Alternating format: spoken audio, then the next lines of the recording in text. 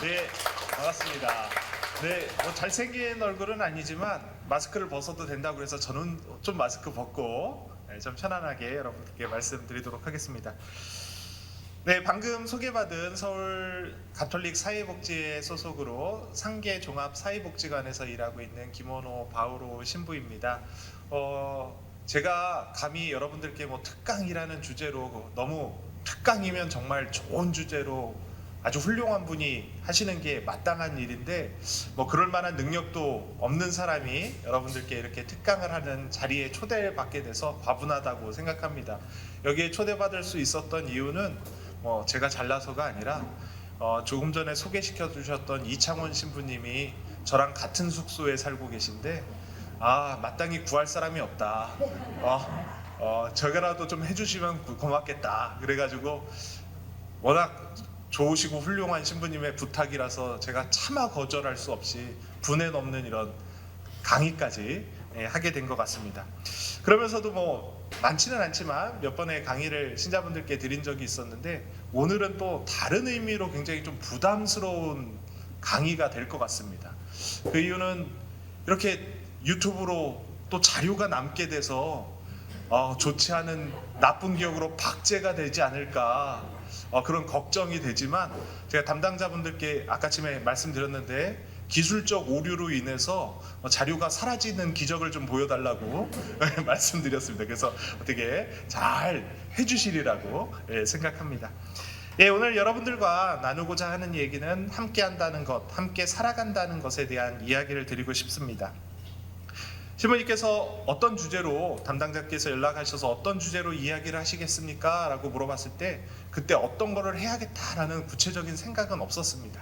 그런데 그러면 어떤 구체적인 제목 하나를 딱 정해놓으면 그걸로 이야기를 끌어가야 되는데 너무 힘들 것 같고 결국 함께 한다는 것은 다 포괄할 수 있겠구나 라고 하면서 좀 큰 주제로 어떻게 보면 결론이라고 할 수 있는 것을 주제로 잡게 되었습니다. 우선 제가 일하는 곳에 대해서 조금 설명을 드리는 것이 이 함께 살아간다는 것의 시작과 잘 이어져 있다라는 생각을 갖게 됩니다. 제가 일하고 있는 것은 사회복지법인 서울 가톨릭 사회복지회 소속의 한 기관에서 일하고 있습니다. 서울 가톨릭 사회복지회는 우리 모두가 가장 존엄한 삶을 살아갈 수 있는 세상을 만드는 데 헌신합니다 라는 주제로 이 미션을 가지고 이러한 세상을 만들기 위해 노력하고 있는 교회 내의 법적 기관입니다. 이 사회복지회는 1976년 김수환 추기경님께서 설립하시고 서울대교구 사회사목국 소속으로 있습니다. 한마음 한몸 운동본부도 사회사목국에 속해 있고 교정사목이라든가 경찰, 병원, 그리고 우리농 등과 같이 정말 사회에 우리가 예수님의 가르침을 실천하는 현장에서 사목을 펼치고 있는 기관들이 모여서 사회사목국을 구성하고 있습니다. 그 가운데 서울 가톨릭 사회복지회는 본당과 연계하는 여러 가지 본당 지원 사업 등을 통해서 본당에서 사회복지적 활동을 하실 수 있도록 지원하는 여러 지원 사업들도 펼치고 있고 이런 사업들과 함께 가장 중점이 되는 것은 바로 마지막 줄에 나와 있는 다양한 사회복지 기관들을 운영하는 역할을 맡고 있습니다. 예전에는 그래 좋은 일이고 사회복지 이렇게 여러 명이 모아서 후원을 받아서 어려운 분들을 도와드리고 하는 것들이 크게 법적 제지가 크게 없었습니다. 그런데 시간들이 지나면서 정부의 지원들 그리고 공공 영역으로 사회복지들이 많이 들어오게 되고 또 사회복지 현장에서 여러 비위들도 벌어지게 되고 그래서 이것들을 제대로 관리하고 똑바로 운영할 수 있는 사회복지 기관들, 사회복지 어떤 법인들을 통해 그것들을 관리하게 됨으로써 이 어떤 법적인 효력을 가지고 있는 기관들이 필요로 하게 되었고 교회에서도 사회복지 활동을 하기 위해서 이 정부의 어떤 재정적 지원 그리고 점검들과 연관됐기 때문에 사회복지 어떤 이런 법인들이 교회 안에서도 생기게 되었습니다. 그래서 사회복지 저희가 기관들을 서울 시내에 이렇게 운영을 하고 있습니다. 자, 화면이 좀 작아서 잘 안 보이시겠지만 여기 보면은 조그맣게 집 모양으로 이렇게 나와 있는 것들이 있죠. 이게 서울 가톨릭 사회복지에서 운영하고 있는 사회복지 시설들입니다. 뭐 점으로 찍힌 것만 봐도 꽤 많다라고 아마 느끼실 수 있을 것입니다. 그런데 여기서 조금 사회복지 시설들에 대해서 조금 구분을 할 필요가 있는데, 천주교, 뭐 가톨릭, 무슨 성모, 바오로 뭐 하면서 여러 가지 천주교의 이름들을 단 여러 기관들이 주변에서 아마 사회복지 활동들을 벌치는 많은 기관들을 보신 적이 있을 겁니다. 그 모든 기관들이 저희 서울 가톨릭 사회복지에서 운영하는 것은 아니고, 교구 내에 있는 사회복지 시설들도 조금 구분을 하긴 하는데, 저희가 구분하는 것은 교구 인준시설이 우선 있습니다. 교구 인준시설이라는 것은 서울 가톨릭 사회복지와는, 그리고 서울대교구와는 직접적인 연관은 없지만 이 기관이 수도회가 운영한다거나 아니면 평신도 분들이, 천주교 신자분들이 운영을 하는 이 기관들 안에서 그래, 이 기관들은 교회가 책임은 지진 않지만 하느님의 정신에 따라서 운영을 한다라고 인정해 주는 기관들이 교회 인준기관으로 속해 있습니다. 그리고 수탁시설들이 있고 직영시설들이 있습니다. 이 수탁시설과 직영시설이 저희 서울 가톨릭 사회복지에서 운영하고 있는 시설들인데, 서울 시내에 93개의 사회복지 시설들을 운영하고 있습니다. 간단히 말씀드리면 수탁시설이라는 것은 지자체에서, 서울시든 아니면 각 구청에서 시설들을 짓고 이 시설들을 민간 위탁기관에 운영을 좀 투명하게 잘 해주십시오 라고 하면서 맡긴 기관들이 수탁기관이라고 생각하시면 될 거고, 직영기관은 저희 법인에서, 서울 가톨릭 사회복지회에서 그 건물들이나 땅을 매입하고 건물을 짓고 그 안에 시설들을 운영하는, 직접 운영하는 기관이라고 생각하시면 되겠습니다. 그래서 수탁시설은 재산이나 거기에 대한 책임권은 없고 운영에 대한 책임만 진다면, 직영시설은 재산과 시설 그리고 거기에 대한 직접적인 운영까지도 모든 것들을 책임지는 기관이라고 할 수 있을 것입니다. 이런 93개나 되는 기관들이 서울 시내에 있는데 이 유형도 굉장히 다양합니다. 영유아 복지시설로 우리가 잘 아는 어린이집들이 있고, 또 아동 청소년 복지시설로서 우리 아이들 입양시설이라든가 지역아동 센터 등이 있습니다. 그리고 제일 다양한 분야로 있는 게 장애인 시설들인데, 장애는 유형별로 또 중증 정도에 따라서 굉장히 다양한 시설들이 존재합니다. 뭐 구체적으로 하나하나 설명드리기에는 여러분들이 설명드려도 선뜻 이해하시고 오늘 이 강의를 들으면서 이해하시기는 좀 어렵겠지만, 우리 장애인분들에게 더 많은 관심을 가져주신다면 장애 유형별로 얼마나 다양한 시설들이 필요로 하고 있는지 그것들에 대해서 더 잘 관심을 가져주시면 정말 감사드리겠습니다. 그리고 또 여성들을 대표해서 여성 피해받는 여성들을 위한 쉼터들도 운영을 하고 있고, 그리고 노숙인 복지 한몸운동본부에서도 명동 밥집을 운영하고 있듯이 저희도 지역 내에 있는 급식 시설들, 그리고 노숙인 분들이 자활을 위한 그분들의 생활 시설 등도 운영을 하고 있습니다. 그리고 노인복지로서 뭐 성당들에도, 서울 성당에도 많이 있죠. 본당 안에 있는 데이케어 센터 뿐만이 아니라 다양한 데이케어 센터, 그리고 요양원, 양로원, 그리고 노인 종합복지관까지 다양한 형태로 사회복지를 현장에서 실천하고 있습니다. 그런데 오늘 제가 일하고 있는 곳 종합사회복지관이라는 곳은 이렇게 어떤 한 연령대 아니면 어떤 유형별로 복지를 접근하는 것이 아니라 이 지역에 살아가는 다양한 모든 계층의 사람들, 모든 분들을 대상으로 사회복지를 실천하는 곳이 종합사회복지관이라고 할 수 있고, 제가 일하는 곳은 상계동에 위치해 있는 종합사회복지관에서 일하고 있습니다. 보시면 제일 나와 있듯이 수탁시설이고 노원구에서 만들었다. 그래서 노원구립이라고 하고, 운영은 서울 가톨릭 사회복지에서 운영을 한다라고 해서 타이틀을 노원구립 서울 가톨릭 사회복지의 운영 상계 종합 사회복지관이라는 타이틀을 달게 된 겁니다. 뭐 잘 아시다시피 상계동이라는 지역은 제일 서울 북쪽에 있는 제일 끝에 있는 지역입니다. 저희 복지관이 당곡의 역 있는데 위치하게 돼 있는데, 당곡의 역은 지금은 거기서 더 연장돼서 진접까지 4호선이 연장이 되긴 했지만 얼마 전까지만 해도 4호선 제일 끝에 있는 복지관이었고, 조금만 가면 바로 경기도와 맞닿아 있는 복지관이었습니다.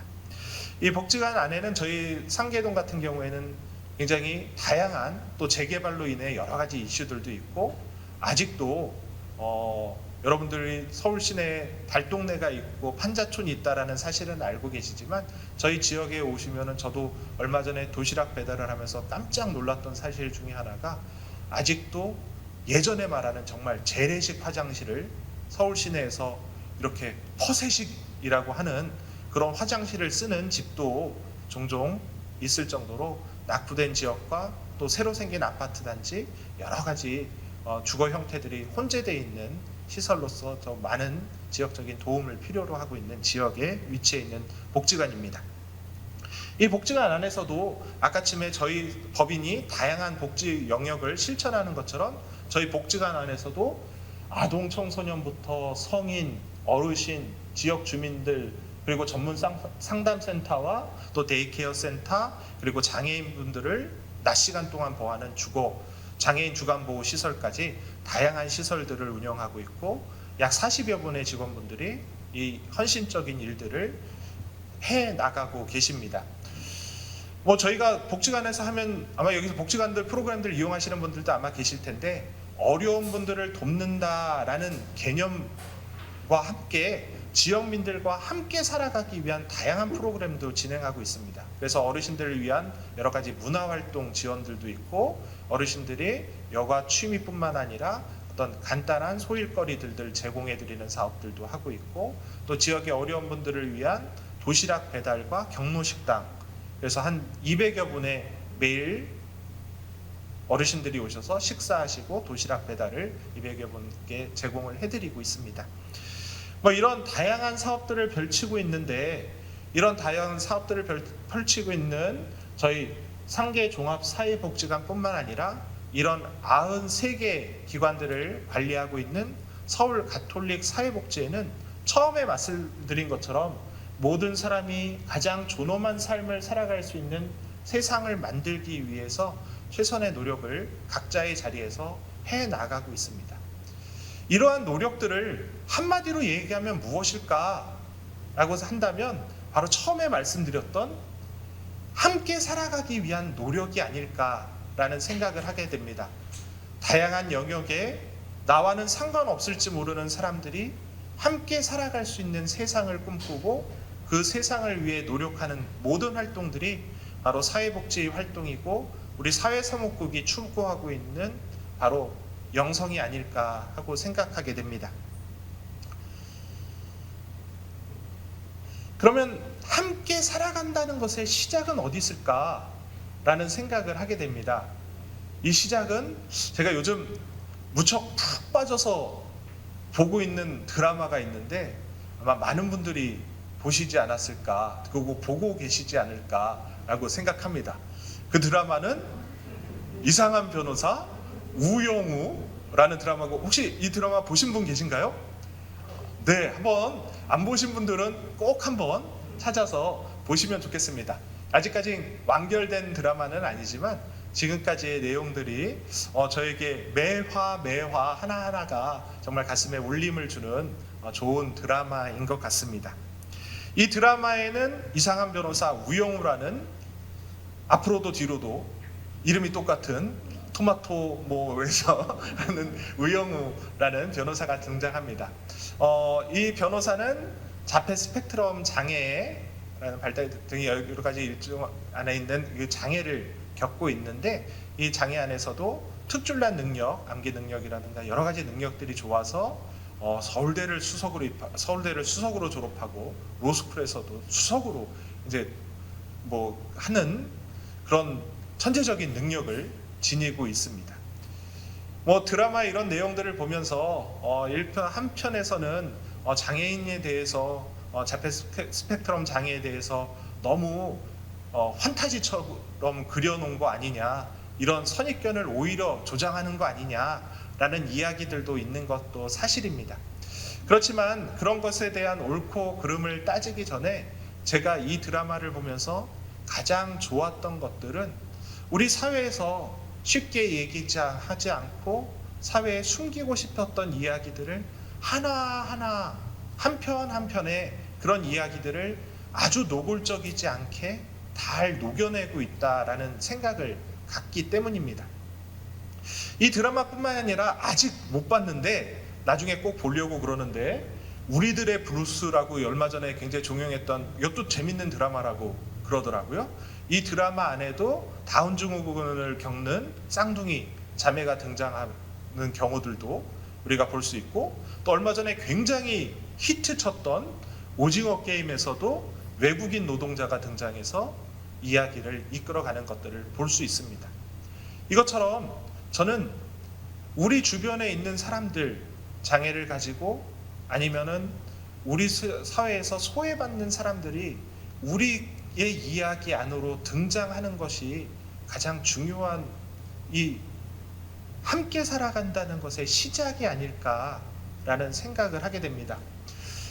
우영우를 보면 아직 그 9화 10화까지 한 것 같은데, 아직 9화 10화는 제가 못 봤고 8화까지만 봤는데, 이 8화 안에 정말 다양한 사람들이 등장합니다. 1화를 보면은 치매를 갖고 있는 노인과 그 노인으로 인해서 가정이 겪는 어려움들이 드러나게 되고, 이 주인공조차도 자폐 장애를 가지고 있지만 이 아버지도 미혼부의 삶에 대한 이야기들도 또 다뤄지고 있습니다. 그리고 2화를 보면 성소수자에 대한 이야기들도 나오고, 4화에서는 그 주인공의 어린 시절을 통해 학교에서 따돌림 받는 학생에 대한 이야기, 그리고 한 가정 안에 어떤 재산 분배를 가지고 가정 간의 분열에 대한 이야기들도 나오고, 5화에서는 어떤 권모술수를 통해 자기의 이익만을 추구하고 다른 어떤 기업이 피해를 보던 상관없이 자기들만의 이익을 추구하는 요즘의 경제 형태에 대한 이야기들도 나오고, 6화에서는 탈북민에 대한 이야기도 나옵니다. 그리고 7화, 8화에서는 경제의 논리로, 소수라는 이유로 경제의 논리로서 희생되어가는 한 마을에 대한 이야기도 나오면서 우리 사회에서 일어나는 다양한 아픔의 이야기들을 이 드라마 안에서 너무 심각하지 않게, 그러면서도 우리에게 여러 가지 것들을 생각해 볼 수 있는 거리들을 끊임없이 던져준다는 것, 그것이 이 드라마가 지니고 있는 제가 느끼기에 최고의 매력이 아닐까라는 생각을 하게 됩니다.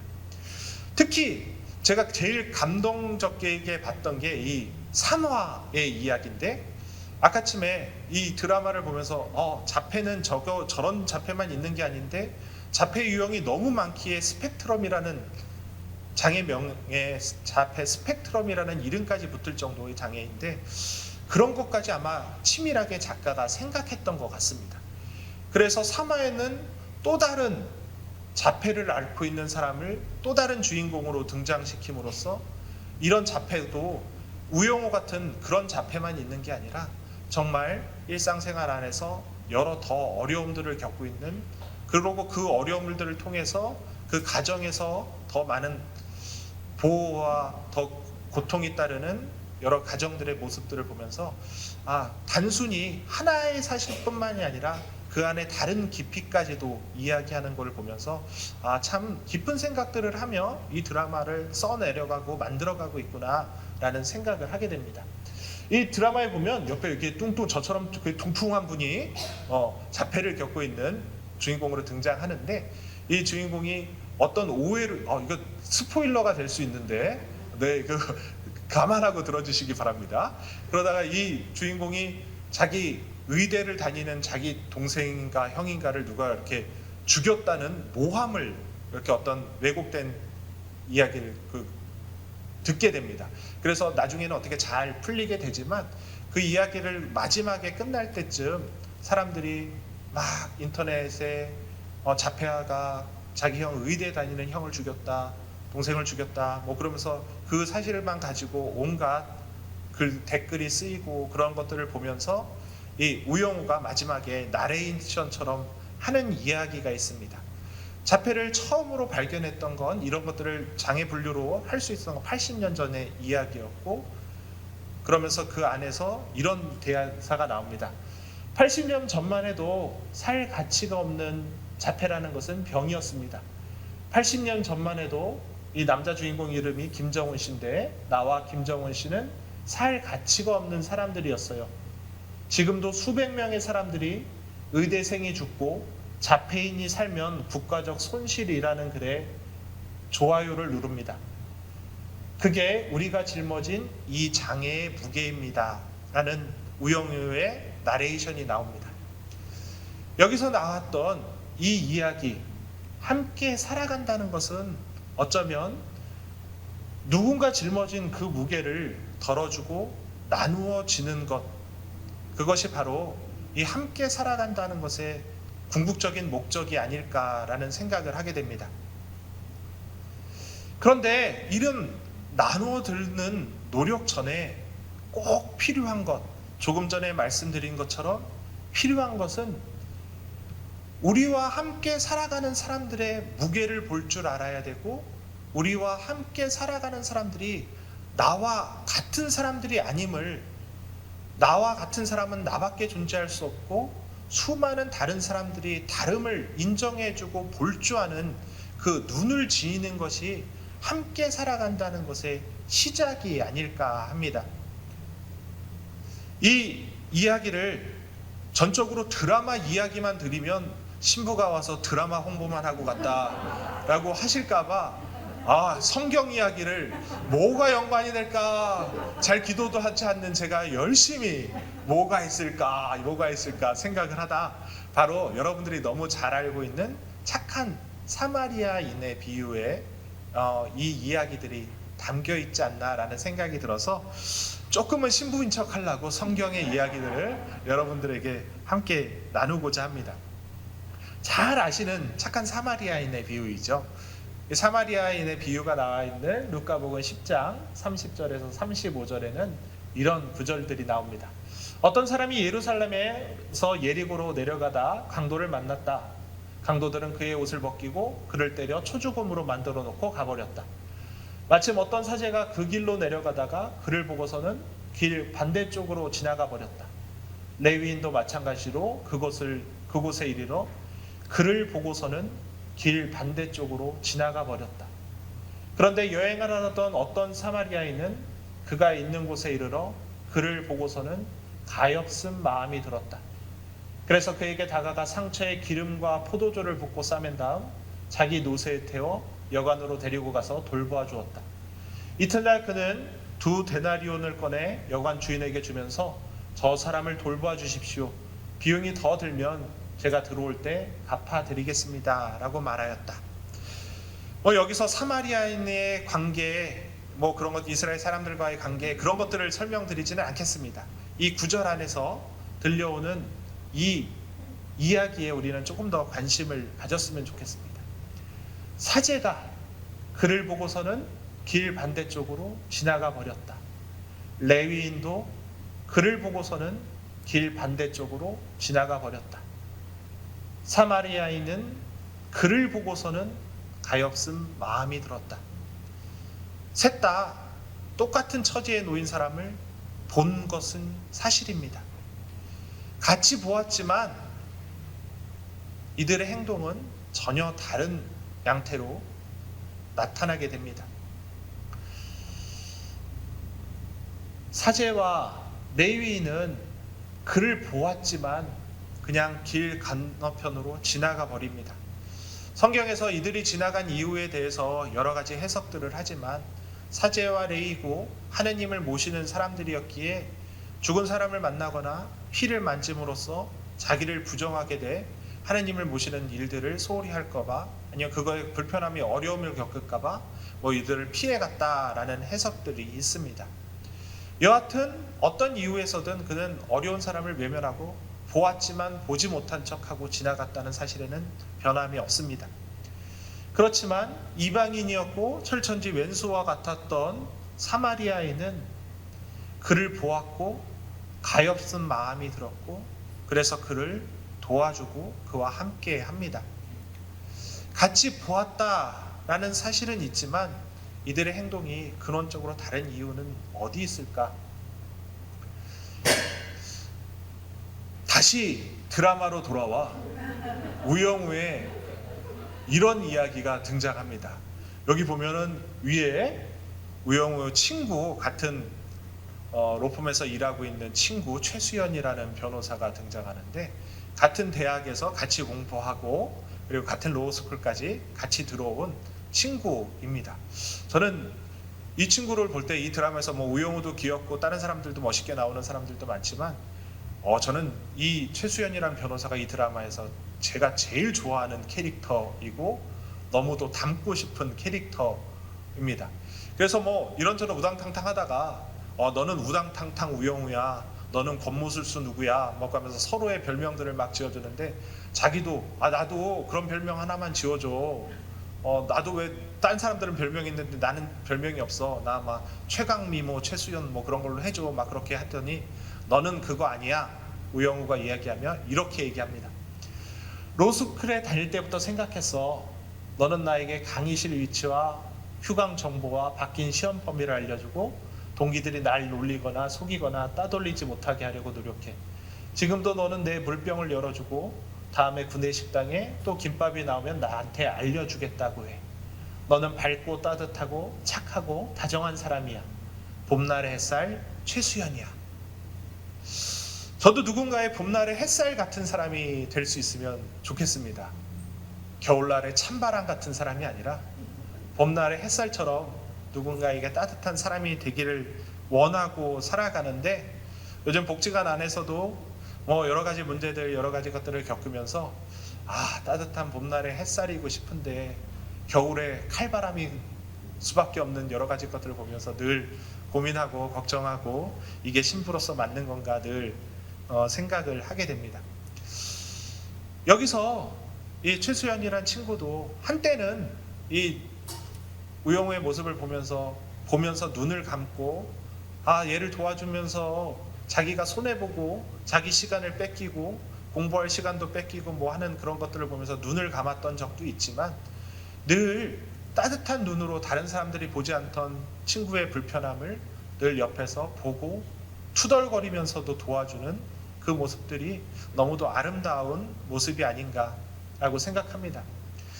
그래서 이 최수연의 모습에서처럼 그리고 사마리아인의 모습에서처럼 함께 살아간다는 것은 짊어진 무게를 덜어주고 나누어 주는 것인데, 그 전제가 있습니다. 싫고 좋고 옳고 그름의 문제가 아닌 짊어진 무게만을 볼 줄 아는 시각을 가져야 한다라는 것입니다. 사제도 레위인도 이게 옳은 것인가 그른 것인가, 이게 싫은 것인가 좋은 것인가, 이 사람을 도와주는 것이 바른 것인가 그른 것인가, 지금 내 여건에서는 이게 더 중요한 것이 있지 않는가, 여러 가지 것들을 재는 순간 우리의 사랑의 실천은 늘 뒤로 밀릴 수밖에 없습니다. 어디서 아픔을 겪는 사람들을 보면 선뜻 나서고 싶더라도 저 사람 지난번에 봤을 때 어디서 뭐 웬만큼 사는 사람인 것 같은데 저 사람 진짜 아픈 거 맞나? 저 사람 진짜 가난한 거 맞나? 저 사람 정말 불편한 거 맞나? 라고 하면서 여러 가지 것들을 재는 순간 우리의 사랑은 늘 후순위로 밀려날 수밖에 없습니다. 보고 그와 함께하고 손해를 받더라도 손해받는 나를 보며 하느님께서는 더 큰 위로를 던져주실 것입니다. 이렇게 옳고 그름을 따지지 않고 바르고 싫고 좋고를 따지지 않고 바르게 보고 그와 함께 할 수 있고 그의 무게를 들어준다는 것, 이것이 바로 함께 한다는 것의 바로 이야기일 것이고, 예수님께서 말씀하시는 바로 사랑의 방법일 것입니다. 사랑에는 여러 가지가 있지만 다양한 사랑의 모습 안에서 누구의 아픔을 보고 그와 함께 한다는 것, 하나님께서 바라시는 궁극적인 이웃사랑의 완성, 이웃사랑의 시작, 이웃사랑의 실천일 것입니다. 그렇다면 왜 함께 해야 되고 왜 사랑해야 하는가? 그 이유도 이 사마리아인의 비유 앞뒤로 나와 있는 성경 구절 안에서 찾을 수가 있었습니다. 이 성경 구절 앞에 보면 루카복음 10장 25절에서 29절 바로 이어서 예수님께서 비유로 사마리아인의 이야기를 들려주시고, 이 이야기에 대한 결론으로 36절에서 37절의 이야기가 이어지게 됩니다. 이 이야기를 앞부분엔 이렇습니다. 어떤 율법교사가 일어서서 예수님을 시험하려고 말합니다. 스승님, 제가 무엇을 해야 영원한 생명을 받을 수 있겠습니까? 예수님께서 그에게 말씀하십니다. 율법에 무엇이라고 쓰여 있느냐? 너는 어떻게 읽었느냐? 그가 내 마음을 다하고 목숨을 다하고 내 힘을 다하고 내 정신을 다하여 주 너희 하느님을 사랑하고 내 이웃을 너 자신처럼 사랑해야 한다 하였습니다 라고 대답하자 예수님께서 그에게 이르십니다. 옳게 대답하였다. 그렇게 하여라. 그러면 내가 살 것이다. 그리고는 사마리아인의 비유를 들려주십니다. 그리고 나서 사마리아인의 비유를 다 들려주시고 나서 그 율법교사가 다시 이렇게 묻습니다. 너는 이 세 사람 가운데 누가 강도를 만난 사람에게 이웃이 되어 주었다고 생각하느냐? 율법교사가 그에게 자비를 베푼 사람입니다 라고 대답하자 예수님께서 그에게 이르십니다.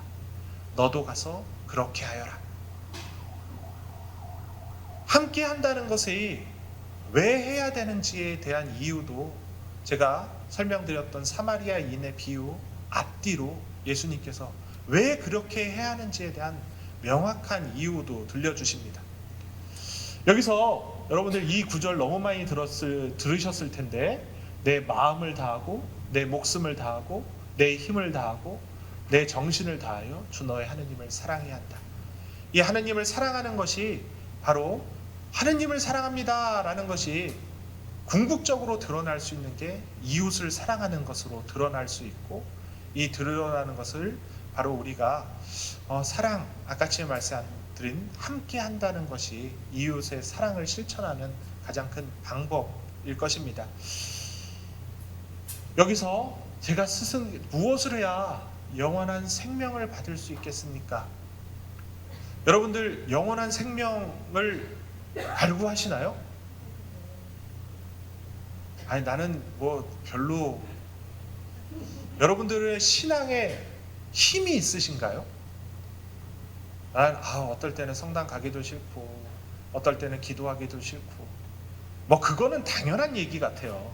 당연히 피곤하고 힘들고 그러면 기도하고 싶다가도 안 하고도 싶고 재밌는 거 있고 몸도 불편하고 그러면 미사를 안 가고 떼고 싶고 가고 싶을 때도 있고, 그런 것들이 신앙의 정도라고 생각하진 않는데, 내 삶을 살아가면서 내가 하느님을 생각하면 너무 좋고 하느님과 함께 살아간다는 것이 너무 행복하고 이것이 이 행복의 나의 삶의 원천이다 라고 생각이 드시나요? 네, 고개를 끄덕끄덕 많은 분들이 그러시는 것 같습니다. 신부님은 그렇습니까? 그러면 아니요, 저는 그렇지 않습니다. 부끄럽게도 매일 아침마다 출근하면서 또 출근이네, 아이고 귀찮어, 퇴근하면 좋겠다, 출근하며 퇴근을 기다리고 맨날 그러면서 왔다 갔다 하면서 살고 있지만, 우리 천주교인들에게 제일 중요한 것 중에 하나가 바로 이 구원에 대한 확신이 아닐까라는 생각을 하게 됩니다. 개신교 신자분들 보면 구원에 대한 확신이 정말 뛰어나신 분들 계시죠. 하느님께서 나를 구원해 주셨고 하느님을 믿고 살면서 나는 바뀌었고 하느님을 믿고 산다는 것만으로 나는 행복했다라는 그것들을 굉장히 강하게 이야기하시는 분들이 많습니다. 우리의 신앙도 내 신앙이 요즘은 갈팡질팡하고 하나님을 만나고 살아가는 게 조금은 그렇게 행복하지 않은 것 같아 라고 생각이 든다면 구원의 확신이 나에게 있는가? 라고 좀 생각해 보면 좋을 것 같아요. 우리는 구원받은 사람입니다. 하느님을 믿고 살아감으로써 하느님께 초대를 받음으로써 이미 구원받은 사람이고 이 구원받은 사람으로서 합당하게 살아가는 존재가 돼야 되는 사람들입니다. 이런 구원의 확신들이 안 드는 순간 우리의 신앙은 흔들릴 수밖에 없고 힘을 잃을 수밖에 없습니다. 어떤 자녀가 있다라고 생각해 보세요. 우리 부모님이 나를 사랑하시나? 우리 부모님이 나를 사랑한다면 이렇게 할 수 없을 텐데 우리 부모님은 나를 사랑하지 않는 것 같아 라고 생각하며 살아가는 자녀와 우리 어머니는 우리 아버지는 나를 너무도 사랑하셔. 그래서 나가 조금 실수를 해도 용서해 주실 거고 우리 부모님은 나를 언제나 믿고 내가 잘 되기만을 바라고 내 곁에서 잘 도와주실 거야 라는 믿음을 가지고 살아가는 자녀들, 누가 더 잘 살아갈 수 있을까요? 첫 번째? 아니죠. 바로 부모에 대한 확실한 믿음과 사랑을 가지고 그것을 느끼고 살아가는 자녀가 조금은 삐끗하더라도 다시 돌아올 수 있는 근원이 있기에 바르게 살아갈 수 있을 것입니다. 우리의 신앙도 하느님께서 나를 버리지 않으시고 어떨 때는 나를 사랑하시는가? 나를 사랑하신다면 이런 시련을 주실 수가 없는데 라고 생각할 것이 아니라 그래, 이 시련도 하느님께서 나에게 주시는 거라면 달게 받고 그렇지만 하느님께서 이 시련도 함께 겪어주실 것이고 나와 함께 해주실 거야. 그리고 해주시고 있어 라는 믿음을 갖는 사람들이 더 확신을 가지고 살아갈 수 있는 것처럼 우리는 구원받은 사람으로서 또 구원받은 사람답게 살아야 합니다. 개신교 사람만 금수저가 아니에요. 개신교를 믿으면 구원을 받는다. 천주교는 믿으면 구원이 없나? 행동을 꼭 거기에 맞춰서 다 해야지만 구원을 받을 수 있나? 그거는 좀 전제가 바뀌어 있다라고 감히 또 굉장히 교의적으로 저 교회가 말하는 옳지도 않은 이야기를 전파한다고 할지도 모르겠지만 제가 생각하는 신앙은 그 안에서의 구원은 조금 다른 것 같습니다. 저희도 금수저입니다. 개신교 사람들처럼 개신교 사람들 어떤 사람들이 하나님을 믿기만 하면 구원을 받는다. 야, 저런 금수저가 있나? 태생부터 구원이야? 근데 거기에 그쳐서는 안 되죠. 금수저를 가지고 물고 태어난 사람이라면 거기에 맞는 합당한 행동들을 해야 될 것입니다. 나는 금수저이기 때문에 범죄도 저지르고 이런저런 비위도 저질러도 나는 아버지 백으로 다 그거 어차피 상관없어 라고 살아가는 금수저가 잘못된 금수저이고, 올바른 금수저라면 나는 이런 좋은 하느님의 구원이라는 확실한 증표를 가지고 하느님의 신자로 자녀로 태어난 사람이니 거기에 맞게 살아가야지, 거기에 맞게 기쁘게 살아가고 거기에 맞게 하느님의 뜻처럼 이웃과 함께 더불어 살아가는 삶을 살아가야지, 거기에 맞는 합당한 자세로 살아가는 게 중요한 덕목이고 구원받은 자로서 당연히 살아야 되는 선후의 관계가 조금은 우리가 너무 어렵게 생각하는 구원이 아닌 구원받은 자답게 살아가는 모습이 더 중요한 것이 아닐까. 그렇게 될 때 우리의 신앙에는 더 큰 힘이 생기게 되지 않을까라고 생각하게 됩니다. 조금은 길게 말씀드렸지만 이런 구원과 관련해서 구원을 받기 위해서는 바로 사랑하라고, 하느님을 사랑하고 내 이웃을 나 너처럼 사랑하라고 이야기하십니다. 그러면 너가 살아갈 수 있다, 너가 구원받을 수 있다 라고 이야기하시고 너도 가서 그렇게 하여라 라고 말씀하십니다. 무엇을 해야 영원한 생명을 받을 수 있겠습니까? 어떻게 구원받을 수 있겠습니까? 라는 이야기고, 우리의 구원관은 나 혼자 구원받는 구원관이 아닙니다. 교회가 이야기하는 구원관은 공동체적인 구원관입니다. 용어는 복잡한데 생각해보면 정말 간단한 이야기입니다. 나 혼자 천국에 가서 나 혼자 행복하게 살고, 저 연옥에 우리 어머니 아버지, 나와 친한 사람들이 연옥에서 지옥에서 고통받고 있다면 그게 천국일까요? 아닐 겁니다. 나와 함께 살아가고 내가 만났던, 그리고 만나지 못했던 어떤 인연들을 가지고 있었던 그 사람들이 함께 천국에 갈 수 있도록 노력하는 것이 바로 공동체적인 구원관, 우리가 천주교가 이야기하는 구원관이라고 얘기할 수 있습니다. 이 구원관을 정말 잘 드러내는 기도가 하나 있는데, 여러분들이 아주 자주자주 바치시는 기도예요. 제가 생각하기에 그 기도는 여러분들 묵주기도 중간중간에 바뀌지는 구원송이 아닐까라는 생각을 합니다. 구원송, 예수님 저희 죄를 용서하시며 저희를 지옥불에서 구하시고 연옥 영혼을 돌보시며 가장 버림받은 영혼을 돌보소서. 여러분들이 자주 바치시는 이 연옥 영혼들을 위한 기도가 우리의 구원관을 가장 잘 드러내는 기도가 아닐까 합니다.